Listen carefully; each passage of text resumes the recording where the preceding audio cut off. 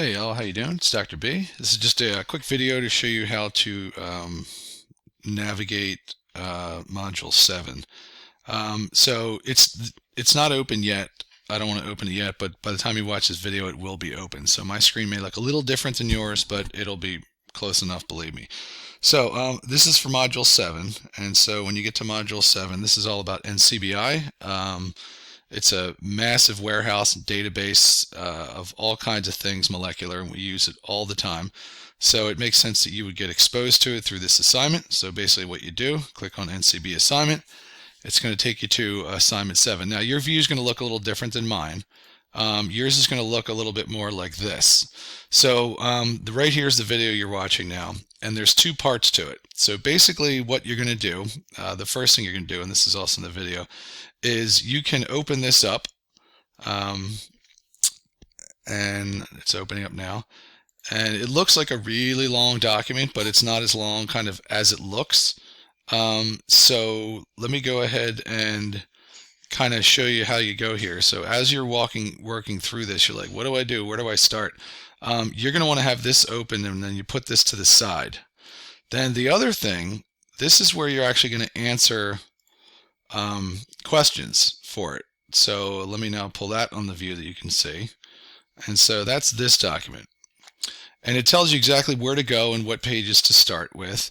And you can kind of see here that it tells you where things are, page 12 of it. Then we're going to start the beginning on page 38. And then from your date in part 1, fill this in. So it literally goes through and tells you kind of how to do all these things.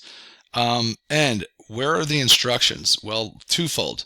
Number one, the actual database itself, like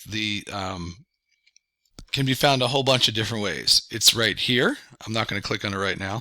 And then also the major parts of the work basically have you at beginning on page 38 of the major document. So on page 38 of the document, which is this is literally where you start. You can start from here if you want. And it basically tells you how to go through. Don't worry about this answer sheet. That's literally what you have. It has you go through search NCBI with the word Titius. So for example, if I just control copy, and you're like, well, where do I do that?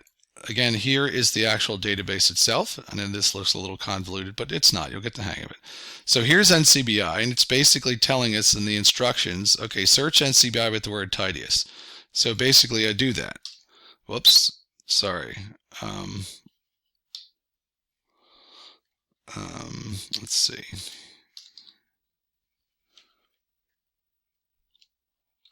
Sorry, my cat was over here.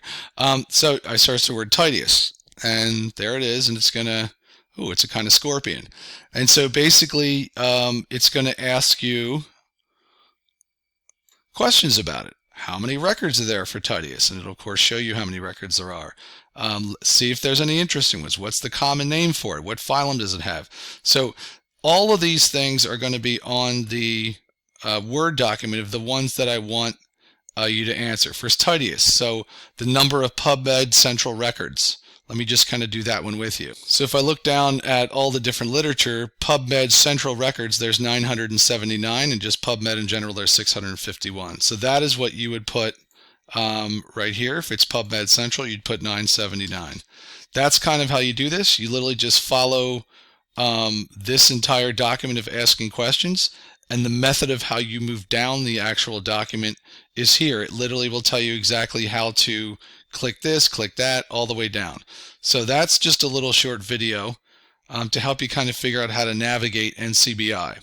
So I know this sounds a little backwards, but I'm actually going to kind of do about a 1-minute overall of what NCBI can do, so you have a little bit of an idea get it going into it. So let's say I was interested in some particular kind of gene. I don't know, we'll pick one. So P53 is a human gene, and you can see that already it knows it, and it can even tell me kind of what kind of animals it's in. Obviously humans have it. It's a tumor antigen or tumor suppressor protein, so I can search it, and it's going to give me a lot of information. And so some of the stuff we use a lot of time is, look, there's 61,432 nucleotide submissions. That means that people around the world put DNA sequences in this database.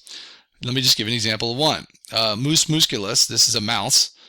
Somebody, and let's click on who, submitted to this a DNA sequence of part of the gene for the mouse, and it's 1,429 base pairs long, and it's messenger RNA, and its code number, accession number is this. And so if I just click on that, I kind of get a little bit more information about it. I can see where this is taxonomically. I can see who put this in. This is the group that put it in. I can see when they did it, which is 1998. And if I keep scrolling down, I get a lot of information. This is the protein sequence of amino acids. I don't know how much you guys know about DNA and proteins, but almost all proteins start with methionine. That's the M right there. And here's the actual DNA sequence of it. So that's a little bit about what it does. So if I have a particular kind of DNA that I find, and let me give you another example of that, I could do something like this. If I want to know what a piece of DNA might have come from, I can hit this thing called BLAST. And so if I have some DNA, which are nucleotides, I can literally click on this, and I'm just going to put in a DNA sequence. And I don't know exactly what organism it's from. So I just throw it in here, and then I hit BLAST. And what's happening is the database is looking over hundreds of millions of sequences of DNA to find ones that would be a perfect match, and then ones that are an almost perfect match, and kind of like that. And it'll put them in order of the ones that are a perfect match at the top. So if I do have a little piece of DNA and I want to know what organism it came from, if we know, it will tell us. And you can kind of see here that all of these are 100% matches. And by the way, this is query cover, meaning how much of this sequence is aligned between the two and what percent identity. This says Borrelia burgdorferi, and you may or may not have heard that. I'm sure you've heard of its common name, but that's the bacteria that causes Lyme's disease. So that's another cool tool that NCBI can do. So have fun with your activity, and if you have any questions, as usual, let me know.